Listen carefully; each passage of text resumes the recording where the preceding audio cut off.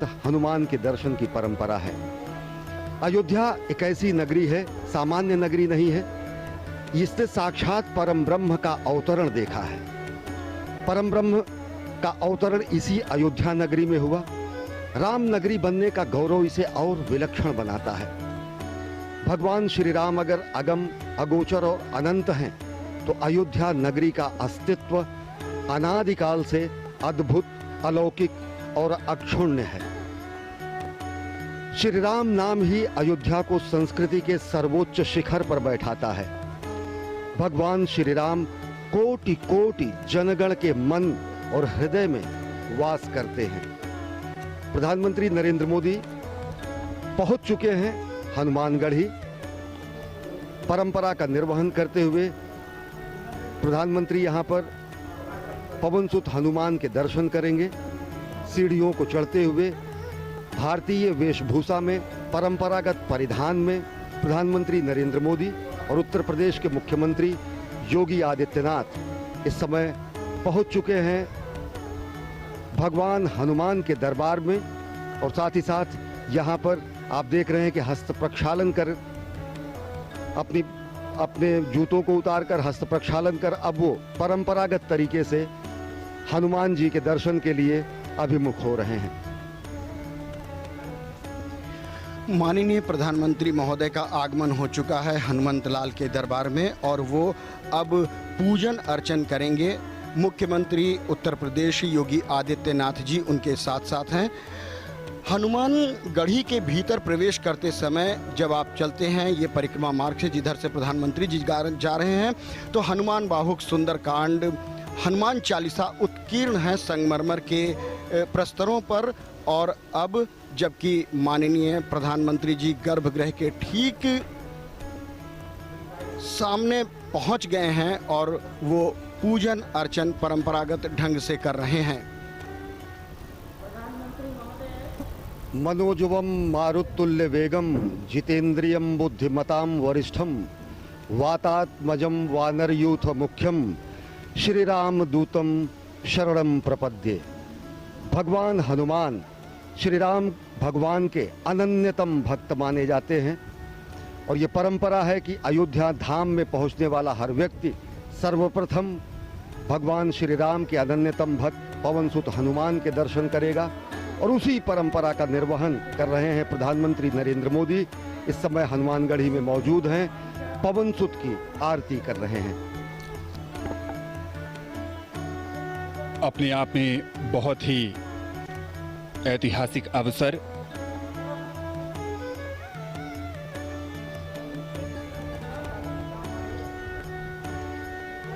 प्रधानमंत्री नरेंद्र मोदी हनुमानगढ़ी में राम भक्त हनुमान की अर्चना करते हुए और अब परिक्रमा कर रहे हैं।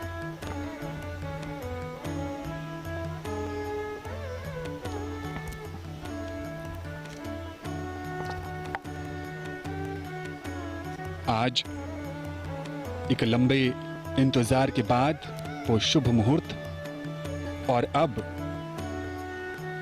राम भक्त हनुमान के हनुमानगढ़ी में प्रधानमंत्री।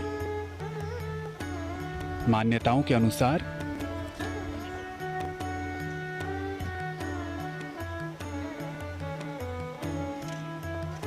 हनुमान जी का राज तिलक यहीं हुआ था। रामदूत अतुलित बलधामा अंजनी पुत्र पवन सुत नामा। भगवान हनुमान पवनसुत कहे जाते हैं और अंजनी पुत्र कहे जाते हैं। और सबसे बड़ी बात जो भगवान हनुमान को रामदूत की जो संज्ञा मिली हुई है वो उन्हें और विशिष्ट और विलक्षण बनाती है। और एक प्रतिबद्धता संपूर्ण विश्व के सामने स्पष्ट रूप से आती है जब खुद भगवान हनुमान ये कहते हैं कि राम काज कीन्हे बिना मोहि कहाँ विश्राम। और आज वही प्रतिबद्धता जो कि कही जाती है कि त्वदीयाय कार्याय बद्धा कटियम, यानी कि मातृभूमि के कार्य के लिए हम प्रतिबद्ध हैं, कटिबद्ध हैं। आज उसी प्रतिबद्धता के परिपूर्ण होने का दिन है और आज प्रधानमंत्री नरेंद्र मोदी के कमलों से भूमि पूजन होगा भगवान श्री राम के जन्म स्थल पर दिव्यतम भव्यतम निर्माण मंदिर के निर्माण के लिए। और वो वही प्रतिबद्धता है भगवान हनुमान की प्रतिबद्धता कि राम काज कीन्हे बिना मोहि कहाँ विश्राम। और ये उसी प्रतिबद्धता का प्रस्फुटन है, ये उसी प्रतिबद्धता का उदाहरण है जो कहा जाता है त्वदीयाय कार्याय बद्धा कटियम। माननीय प्रधानमंत्री महोदय को हनुमानगढ़ी की उस परंपरा के अनुसार वो एक भेंट की गई सिर पर एक मुकुट जिसे उन्होंने धारण किया बहुत ही श्रद्धा के साथ। और वो एक प्रतीक होता है कि जो काज वो मन में लेकर आए थे वो पूर्णता को प्राप्त होगा। आशीर्वाद प्रदान होने की एक सनातन परंपरा का निर्वहन किया गया वहाँ के गद्दी नशीन द्वारा। माननीय प्रधानमंत्री जी ने बहुत ही श्रद्धा के साथ उसे ग्रहण किया। अयोध्या आज पूरी तरह से खुशी से नृत्य कर रही है, वो झूम रही है। आज उसके आराध्य उनके इष्ट भगवान प्रभु श्री राम का, जो कि रामलला विराजमान के रूप में जन्मभूमि परिषद में विराजते हैं, उनके भव्य भवन का निर्माण होना है। आज भूमि पूजन के साथ कार्यारंभ होना है। उसी कड़ी में माननीय प्रधानमंत्री महोदय ने हनुमानगढ़ी का दर्शन किया और अब वो जन्मभूमि परिसर की तरफ आएंगे। और रहा सवाल अयोध्या का, तो अयोध्या साक्षी बन रही है उस ऐतिहासिक घड़ी के। ये जो इतिहास लिखा जा रहा है उस इतिहास का साक्षात्कार करना अपने आप में एक दिव्यता की अनुभूति है। अयोध्या का जिक्र जब भी किया जाता है उस धार्मिक शहर के साथ श्री राम और सरयू नदी का महत्व भी हमेशा से ही सामने आता है। रामलला, उनके साथ भाई भरत, लक्ष्मण, शत्रुघ्न, साथ में हैं राम भक्त हनुमान, शालिग्राम और प्रधानमंत्री। हनुमानगढ़ी के बाद अब रामलला के दर्शन और पूजन के लिए आएंगे। राम का रामत्व उनकी संघर्षशीलता में है। राम के संघर्ष से साधारण जनता को एक नई शक्ति मिलती है। कभी न हारने वाला मन, विपत्तियां हजार हैं। राम रोते हैं, बिलखते हैं, पर हिम्मत नहीं हारते हैं। सरयू के तट पर पिछले कुछ दिनों से भव्य तैयारी की गई है। दिव्य आरती का आयोजन किया गया। इस पूरे उत्सव को एक मनभावन रूप दिया गया और विहंगम नजारा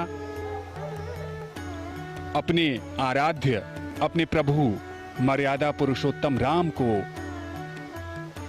अनूठे ढंग से समर्पित ये कार्यक्रम और पूरे अयोध्या नगरी को प्रकाश की रोशनी से जगमग किया गया। पिछले 2-3 दिनों से ये अद्भुत नजारा सरयू के तट पर राम की पैड़ी और दीपोत्सव भी मनाया गया। यहाँ पर मान्यताओं के अनुसार रामायण और रामचरितमानस में इस बात का भी जिक्र है कि जब राम 14 वर्ष के बाद वनवास काटकर अयोध्या नगरी लौटे थे तो उस समय अयोध्या वासियों ने दीप जलाकर प्रभु का स्वागत किया था। और अब जब अवसर राम मंदिर के निर्माण शिलान्यास का है, भूमि पूजन का है, तो एक बार फिर प्रभु श्री राम की जन्मस्थली अयोध्या ने उन्हें दीपोत्सव के सहारे याद किया, स्वागत किया और उनसे प्रार्थना भी की कि उनकी कृपा से ही ये भव्य और दिव्य आयोजन अपनी संपूर्णता को प्राप्त कर सकता है। पिछले 2 दिनों से दीप मालिकाओं में सजी संवरी अयोध्या राम के पुनरागमन का आभास करा रही है। राम का पुनरागमन अयोध्या में इस मायने में हो रहा है कि भगवान श्री राम का अयोध्या में ही वनवास समाप्त हो रहा है। सरयू तट पर असंख्य दीपों से, जगमगाहट से भगवान श्री राम के पुनरागमन का आभास देश और दुनिया ने किया।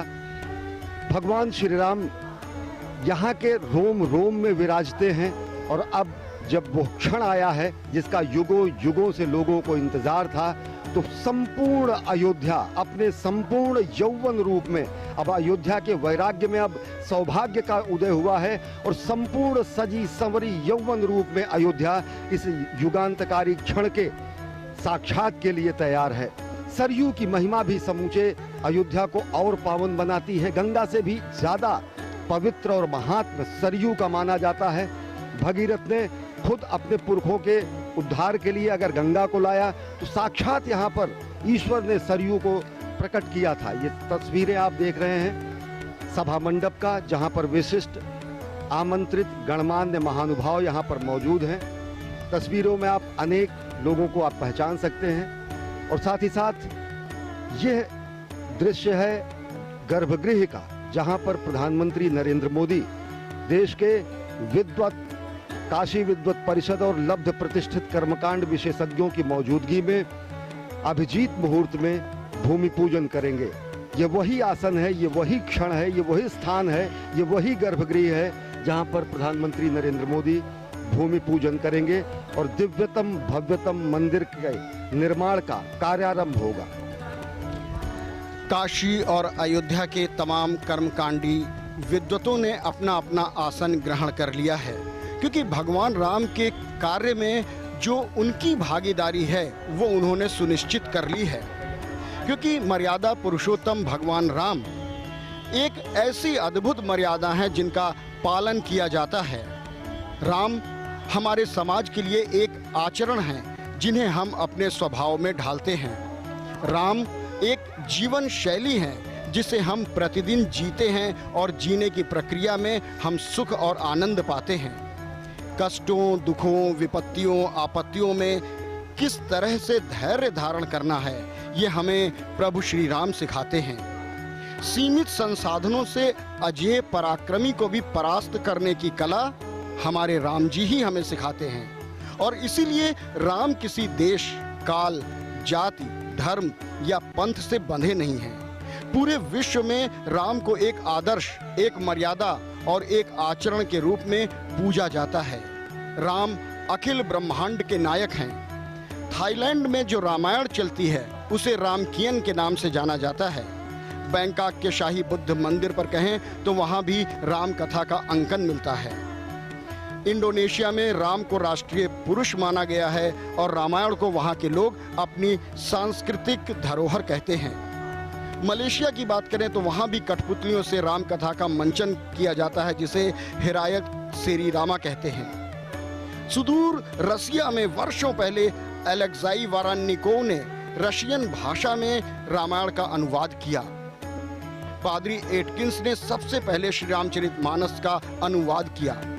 तात्पर्य ये कि राम किसी एक परिधि में बंधने वाले नहीं हैं, क्योंकि वो व्यक्ति नहीं हैं, वो एक आदर्श हैं, वो मानव जीवन जीने की शैली हैं। और इस बीच एक बार फिर मुख्यमंत्री महोदय आगवानी के लिए उपस्थित हो गए हैं माननीय प्रधानमंत्री महोदय के, और वो अपने काफिले के साथ यहाँ पर उपस्थित हुए हैं। उनकी आगवानी करते हुए गणमान्य लोग, अब माननीय प्रधानमंत्री का आगमन हो चुका है उस घड़ी की तरफ जहां